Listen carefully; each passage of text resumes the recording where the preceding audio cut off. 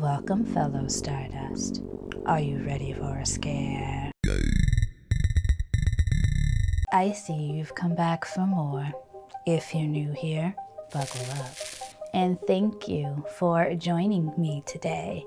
My name is DeRay, aka Rainbow Fright, lover of all things dark, creepy, and weird.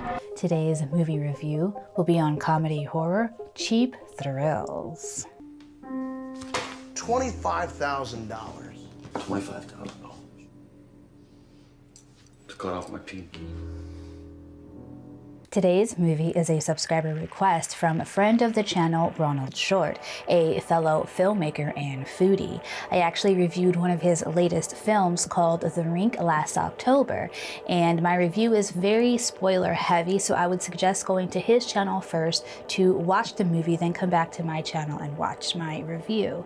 And I'll go ahead and leave links down in the description for you. Telling you what kind of horror film it is ruins the big reveal, so check it out if you have another extra 12 minutes on your hands. And thank you so much, Ronald, for your request. Cheap Thrills is quite the roller coaster ride.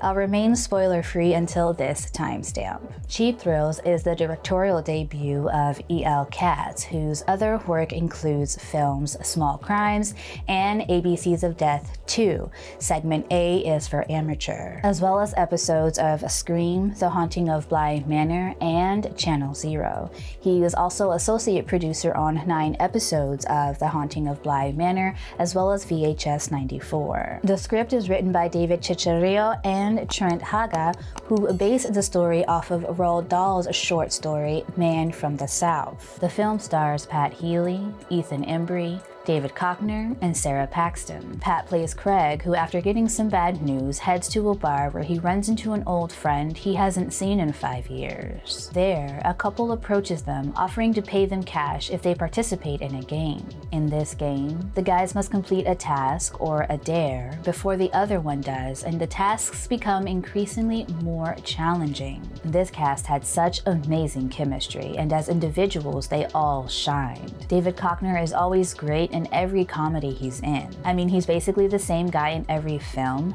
but he's good at it and he makes us laugh. He's also in another more recent comedy horror, Vicious Fun, which is a good movie, but just a one-time watch for me. Ethan Embry is just so brilliant in his delivery. His body movements and timing were just so spot on. Ethan has been in so many films and TV shows. His range is amazing. If I didn't tell you he was in this, it might take you a moment or two to even recognize him, because he portrays this schmuck so well. A guy whose job is to rough people up in order to get them to pay their debts and sees women as objects. Pat Healy also delivered a real standout performance. Him and Sarah Paxton also have a really long acting resume, but I don't think I've seen too much of their work just yet. I've put The Innkeepers on my watch list, which they are both in. This quartet was the perfect dream team for this film. Watching this story unfold was such a roller coaster of emotions, and when it's done, it feels like you can finally exhale and breathe normally again. And I liked this choice of using a handheld camera because it made it feel a little bit more real and like I was right in the middle of the action. This movie gets me thinking about Would You Rather. We have filthy rich people dangling carrots over the heads of those not so fortunate. The pacing of this film is just right. With each scene, we get a brand new surprise, and we're just watching Craig dig himself deeper and deeper into a hole.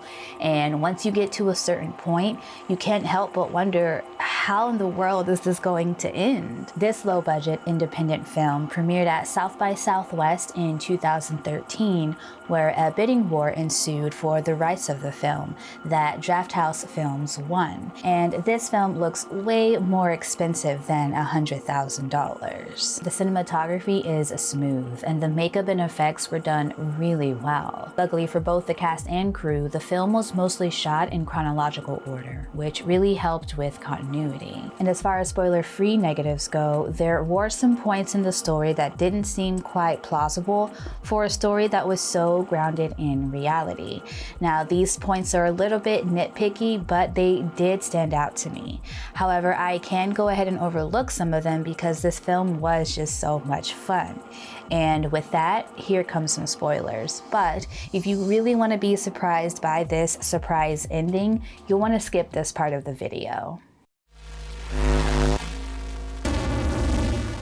So let me explain my negatives just a little bit. And in case you don't care about spoilers and you haven't seen the film, let me give you some more details on the plot. Before meeting the couple, Colin and Violet, Craig had just been given an eviction notice and later that day lost his job. So when Colin began offering more and more money for the increasingly more risky dares, all he was thinking about was taking care of his wife and baby, who we can tell he truly loves and cares for. His high school friend Vince is sort of a tool and a loose cannon ready to go off at any moment. After Vince's plan to rob the couple at their home fails, the ante goes up and the men are pit against each other. By the end, both men are offered $250,000 to kill the other. And when Craig shoots Vince, the gunshots are loud. So loud that there is no way the police wouldn't have been called. But that sure was a shock to the system when we see Craig pull the trigger. Almost more so when he pulls it a second time. And when Craig eats his pinky finger, how did he eat the bone as well? I was expecting him to eat it like a chicken wing. And there were a couple more things like that, but I won't go into them because again, they were a bit nitpicky. But one thing I will mention though were the photos that Violet took.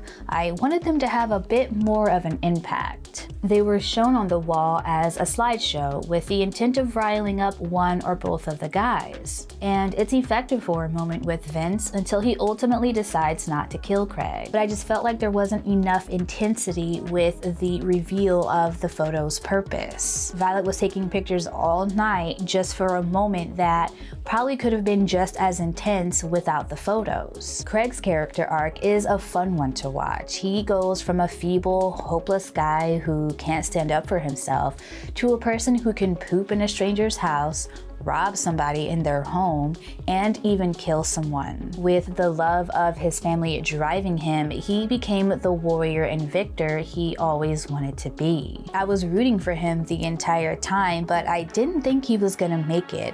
I didn't think him or Vince were gonna make it to the end, but when it was him who was the winner, I was happy for him. And Vince is all over the place. For a while there, I thought it was going to be revealed that he was in cahoots with Colin, but that never happened. Vince at first is cool with Craig and gives him his first $50 win, but then he flips, punching him in the gut for a couple of $100. He then flips again by defending him and his family, then almost beats him to death, and then in the end, he decides he wants to leave with his high school friend, foregoing the $250,000. But by the time he finally decides to leave for the first time, it's too late.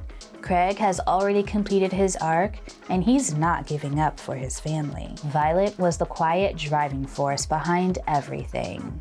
Her relationship with Colin is intriguing, and we know something is going to be revealed about that relationship later. The main question is whether or not their love is real, and turns out it was. They aren't very touchy-feely with each other, but their bond is evident at the very end, with their evil hand grabs when the men are fighting their last battle, and when he pays her the $50 at the end of the night when they're left alone at their home. There were times where Violet was more scary than Colin. She had this fascination and thirst for the human body being injured, and she was constantly chasing that adrenaline rush. If you want to go on a fun and wild ride, check out Cheap Thrills.